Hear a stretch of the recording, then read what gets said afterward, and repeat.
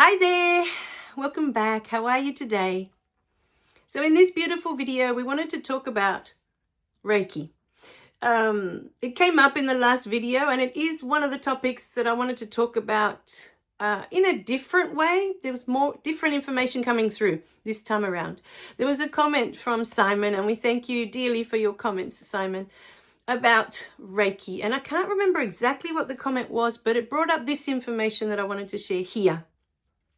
Now, when I went in to do the Reiki course, I kept hearing the word healing.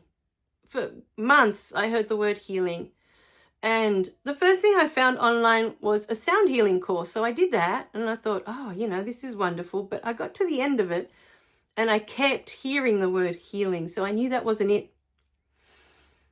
And then I stumbled upon Reiki. It was just through a conversation I had with my friend in New Zealand. And for some reason, that word stuck in my head. And so I started to look it up. And there's this gorgeous free online course. And I did that whole course without the attunements. And then I did the attunements after. But I wasn't a big fan because it was hands-on. And I don't want to be putting my hands on anyone. It didn't feel right for me. It didn't resonate with me, that method. And eventually I found Melissa Crowhurst and her beautiful Natural Healer course of Reiki, and hers is hands off, because we're energy. I didn't feel, it wasn't so strong in me at the time that we are energy. It actually became more obvious to me through that Reiki, because I got to start seeing the energies in others. And, you just can't. After you see that, you can't unsee it, that we are energy and this is what we are, But when I went in, my idea was at the time, okay, I'm going in, the word healing was there. I'm going in to do healing on others. And this is what I wanted to make so clear to people. Yes, many Reiki masters, Reiki teachers, this is their belief, that they're doing healing. But very early on in my course, as I was doing Reiki, for me, I realized that was not my path. The healing that has come has been for me. But what I learnt from doing the distance healings and even doing the healings, in person with a person in front of me, is that I am not the one doing the healing. I am facilitating that space. My spirit team is there and I'm watching them work all the time, but on other beings. But they get to work if that other being calls them in. If that other being is open to healing. If that other being believes in the healing, then that healing is possible. But I myself am not doing a healing. And the other thing that I learned very early on, I'm talking like in the first couple of months of doing the Reiki course, and I hadn't even completed it yet, but we had to do a lot of practice. So I was practicing on a lot of other students, from Natural Healer, that were doing Reiki. So what I realized in the first couple of months is that they have the power to heal themselves, which means I have the power to heal myself. But my path, what was so clear to me from the beginning is that I'm receiving information for that person. So many times I would receive these very strong visions or information. Sometimes I get words or whole sentences, depends on the healing, on what's coming through, on what's being allowed. Because if that person isn't comfortable and they're not open, I'm not receiving anything. Like, I'm not allowed. If you're not open to it, you don't allow anyone to assist. That's the truth of it. And I have been in sessions where I just can't get in. And then I have to say to that person, look, I don't know what's happening, but I can't get in. So it's either you're not letting me in because there's a trust issue, or you just don't feel safe, or you don't feel that, there's something happening on your side that you're not allowing, that I can't see anything. Because for me, it's about seeing. I see the information, I see the vision, I hear it. And then what I do is I send a recording. I let them know, look, this is what I saw. This is what I heard. That's all yours. What you do with that now is all yours. And many times there were quite a few beings that I felt as I'm witnessing their energy, they don't even know. You know, for some, I'd receive words like angel on earth, and then I would pass that on, and they had no idea. But when they receive that, it creates an opening, you know, an opening of, oh, wow, maybe I'm, you know, there's a bigger picture here for me, and I'm, you know, not aware of it. So many of them were like that. They just weren't aware, you know, that they were these incredible beings with incredible skills. I could see, you know, in their beautiful energy, that they were here for more than just what they were doing, you know. They weren't even aware. And because they allowed me to do this session, see, in the end, I stopped calling them healings. I just started calling them sessions. Because for many of them, I'm not going in with, there's been a couple with close people that have asked me, you know, can you focus on the heart? I'm having heart problems. Can you focus on the heart? And I will go in, and because they're open, you know, I bring in my beautiful spirit team that I always work with and ask them, okay, you know, can you go and assist? You know, and there's been beautiful moments where I've had Mother Mary, I've had Jesus, and I've had Archangel Raphael, all three of them. And I can see this beautiful heart in suspension, you know, outside of their beautiful, they've got their beautiful energy, and there's this gorgeous heart. And the three of them will place a hand. So I'll have three, you know, three hands with their energy. I can see the energy coming out and going into the heart. Now, if the person receiving that has all their intention, they're focusing and they're seeing that beautiful heart healed, they can have that beautiful experience. They can create that miracle, but only they have the power to do that. It doesn't matter how many beings I call in. If that person is closed and they don't believe in the healing, they don't believe in the miracles, it's not going to happen. And if they can't even see it, because the most important part of miracles, of the magic that can be created in this life, is that we can see it. If you can't even imagine it in your head that this is done, that this can happen, then it's not possible. Because for us to create, we need to see it first. You need to be able to see it for yourself. If you can't see it up here, you can't create it in your physical reality. Because that's how we create. It starts here. You need to be able to see it. So I hope this answers the question of my Reiki sessions. And I can't speak for others. I'm not sure what their intentions are, or what their, you know, what they believe they're doing when they do their Reiki sessions. But this was the path that I was taken on. This was where I was led to go with it. And I trust every time, you know. For me, the greatest gift was receiving all the confirmations through all the Reiki distance healings. There were so many that for me it was irrefutable in the end. I just couldn't even say, oh, I'm not sure if they exist or don't exist anymore, because there was just too much confirmations coming through. That in the end it was like, it became a knowing for me that this is real.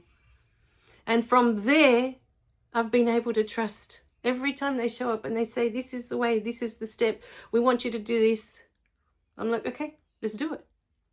I trust. They're guiding me. I've surrendered to their guiding. You know, stop trying to figure it out of why or how, or the way will be shown every time. But for me, that year with Reiki and everything that I've witnessed, all the things I've seen, all the beautiful confirmations I've received, for me, there's nothing else now. You know, before that, there was fear of death, fear of this, fear of the other. And when you get to see all that, it's like, there's nothing to fear. You know, we are energy. And when we pass away, we just change form, but we don't stop existing. I've been shown all of this. And there's a peace within when you see all of that firsthand, when you feel all of that firsthand. So in this beautiful video, that's what I wanted to bring awareness to. When I do a Reiki session, it has the power to heal if you are focusing on that. All I'm doing from my end is bringing in my spirit team and allowing them to. I don't even think before the session. I don't have any thoughts. I know some people are like, oh, can you look at this or can you look at that? Or yes, I've had sessions where this is deliberately what we're looking at. This is the intention because of what was happening at the time. It was important that we set that intention, and that's what we were focusing on. But 99% of the sessions, I just open the session. I call in my beautiful team. I work through each chakra, and then I just observe. I observe what happens. If Mother Mary comes in, what she does, what she says. If Jesus comes in, what he does, what he says. If any of the angels come in. If there's a being I've never seen before, and that's happened as well. I've had a few. There was this beautiful being. I was doing this distance healing, and this energy was just one of those energies where I'm blown away. Again, I get angel on earth. And it was this divine white energy, and it just felt so light and so ethereal, you know, and expansive. And there was nothing blocking it. It was just gorgeous the way it was floating. It was so open. At the top, there was a being that came in. And this being, I'd never seen them before. And it was they were wearing a hooded cloak. And they weren't allowing me to see their face. The only thing I could see was red hair. A little bit of red hair, but only a tiny little bit. Enough to realize it was a feminine form. But they weren't allowing me to see their face. And as I went in, and I could already see this beautiful being's energy, and I saw them step in at this person's head, I stopped and I asked permission. I said to that being, because I realized that being was there to protect that person. And I asked, I said to them, is it okay to do this session today? Are you comfortable with that? Do you give us permission? Because I had already called in my whole team. We were all standing here waiting. You know, the first thing I do is call in my team. Before anything else, I get prepared. Here's my team. Here's my beautiful spirit guides. And then I get ready to start the session with this person. Then I get ready to start opening up the chakras. But before I even started opening up the chakras, I asked permission because I understood that that being was there for a reason. And I didn't want to overstep my boundaries, you know, that maybe she wasn't going to give me permission. Maybe that's as far as I was allowed to go. You know? So I always observe very carefully what's happening. And within me, I trust my beautiful team. Like I said, I've received so many confirmations from them. I just trust. If one of them goes over there, I trust that that person called them there. Whether it's Jesus, whether it's Archangel Rafail, whoever it is, it might be another angel that I'm not familiar with that gets called over. And that's fine too. I don't have all the angels on my team. I only have a team of, I think it's 7 now. I'm down to 7. Well, up to 7. Because I started with Archangel Michael, Archangel Gabriel, Archangel Raphael, Archangel Uriel, Archangel Metatron. So I started with those. They were my first 5. And eventually through the beautiful Reiki sessions that I was doing, Mother Mary joined in and Jesus. So that's my 7. That's my team. Lucky 7. Beautiful team. I'm so blessed. And so with time, I learned to trust that they know what is best for that person. I don't have that person's map. I don't know what they're here for. I don't know what their journey is all about. For the most part, most of them were strangers. I didn't know them. How would I know what the best thing is for them? But my team, because they're already in the spirit realm and they can see everything, I would trust whatever they were doing was the best thing for that person. It was what was meant for them, you know. And then I would just relay that information. I would just pass that on. Look, this is what came through. This is what happened. Jesus went there, Mary went there, or however it looked. This is what they said. This is the vision I received when I got to, because sometimes I go through the 7 different chakras and I'll get different visions for each part. And I know when I've done mine that each vision represents something that I have to interpret for myself. So even in that, when I send off the information, I send it off. This is what I saw. This is what I heard. This is yours. It's for you to interpret, not me. This is not my journey. This is your journey. It's for you to work it out or to understand what this means, not for me. And so many times, sometimes I'll do a session for myself and information comes through and I think, what the heck does that mean? It's kind of like cryptic. And I'll sit there and go, okay, I don't get it. But then I have this gorgeous friend in New Zealand, that's a medium. And I ask her at every single time she'll come through and the information is spot on. As soon as I hear it, I know, that's it. That's what that means. I get it. Thank you so much. But I only ask her if it's for me. Because this is my journey. And I'm trying to understand my journey. What was that for? Why did I need that information? Why did they give me that? For me. I can only interpret for me. I cannot interpret for another. Not even for my husband, not even for my daughter. I don't even know what their paths are.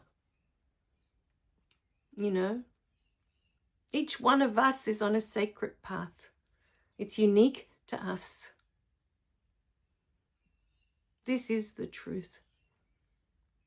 And so as much as we love our partners and as much as we love our children, they are on their own unique path. And I knew this, observing my daughter when she was so little. She would hide behind me when I was introducing her to neighbors. They weren't even strangers. We'd be on a walk and I'd see a neighbor and I'd been talking to these neighbors for years. Because we've been living here now, I'm trying to think, over 20 years.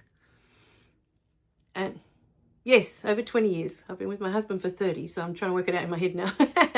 So, she would hide behind me. At the age of 5, if I saw strangers, people that I'd never seen before, I would stare at them. Waiting for them to look back so that I could smile. And they would smile back and I would have that interaction with them. My whole life has been about interacting with others, having that connection. But for her, I could see from very little, that's not her path. She's really good with friends at school. She has beautiful connections.